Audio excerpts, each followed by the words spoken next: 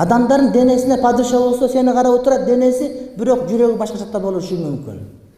Анан бирок жүрөктөргө падыша болгон чакырсаң келип толуп берсе, мен ойлойм мындан ашкан падышачылык жок деп ойлойм. Ошон үчүн ыймандашуу жолундагы бирибизге бирибиз падыша болуп, бир тууган болуп жүргөндөн ашык жери жок динге кызмат кылуу. Албетте динге кызмат кылуу, падышалык кылуу менен гана чектелинбейт, урматтуу бир тууганым. Бирок сиз айтканыңыз эң туура. Ошондой аалымдар, падыша болгончулар өтө эле көп. Мамлекет бейпил болгон. Мисалы үчүн Умар ибн Абдулазиздин убагында торгой койго жумурткалаган заман келген дейт. Койчу ошол убакта кой карышкы кой жебейт экен да.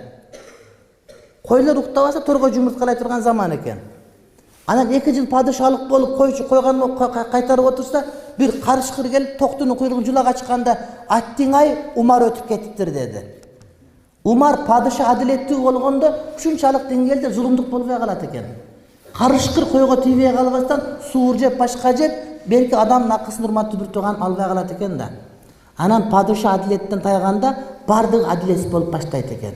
Ошондо жанагы адам Азирети Умар өлүптүр деп өлгөндүгүн койдун карышкырга азуу салганынан билди, урматтуу бир тууганым.